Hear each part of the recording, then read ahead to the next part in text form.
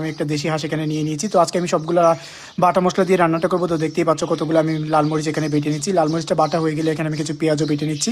বাটা মশলা দিয়ে রান্নাটা করলে কিন্তু এটা টেস্টটা অনেক বেশি মজার হয় নর্মাল মশলার থেকে। আমার সবসময় রান্না করতে অনেক বেশি ভালো লাগে, সেটা যদি বাটা মশলা তাহলে তো কোনো কথাই নেই। তো দেখতেই পাচ্ছেন মরিচটার কারণে কিন্তু পেঁয়াজটাও লাল হয়ে গিয়েছে। এবার একটু রসুন আর একটু আদাও কিন্তু এখানে বেটে নিচ্ছি। দেশি হাঁসের মাংসতে কিন্তু একটু মরিচ ঝালটা একটু বেশি লাগে। তো এখানে পেঁয়াজটা আমি একটু পরিমাণে বেশি দিয়েছি। দেখতে পাচ্ছেন মশলাগুলো বাটা হয়ে গেলে হাঁসটা আমি কেটে কুটে ধুয়ে নিয়েছিলাম আগে থেকেই। তো এখানে আমি সবগুলো বাটা মশলা দিয়ে দিচ্ছি। দিয়ে দেওয়া হয়ে গেলে এখানে শুকনো মরিচ, হলুদের গুঁড়া, ধনিয়ার গুঁড়া, জিরার গুঁড়া, একটু হচ্ছে গিয়ে লবণ আর গরম মশলা, একটু সয়া সস দিয়েছি, সামান্য দিয়েছি হচ্ছে গিয়ে রান্না সাদা তেল। হাঁসের মধ্যে অনেকটা পরিমাণ তেল ছিল, এই জন্য আমি তেলটা কমিয়ে দিয়েছি। এবার এটাকে আমি ম্যারিনেট করে নিয়েছি অল্প একটু পানি দিয়ে। এবার এটাকে বসিয়ে দিব কষানোর জন্য। কষানোর মধ্যে কিন্তু অত বেশি পানি দেওয়া যাবে না, পানি কিন্তু দেখতেই পাচ্ছেন হাঁসটা থেকে উঠতেছে, অনেক বেশি পানি উঠবে। তো হাঁসটা মোটামুটি কষানো হয়ে গেলে এবার এখানে আমি পরিমাণ মতো পানি দিয়ে দিয়েছি, যতটুকু পানির মধ্যে হাঁসটা সিদ্ধ হবে। এবার এটাকে ঢাকা দিয়ে 30 মিনিটের মতো রান্না করে নিব। দেখতেই পাচ্ছেন কালারটা কতটা সুন্দর এসেছে। বাটা মশলা দিয়ে রান্না করলে কিন্তু কালারটা অনেক বেশি সুন্দর আসে। তো আমার রান্নাটা প্রায় কমপ্লিট হয়ে গিয়েছে। আপনাদের কাছে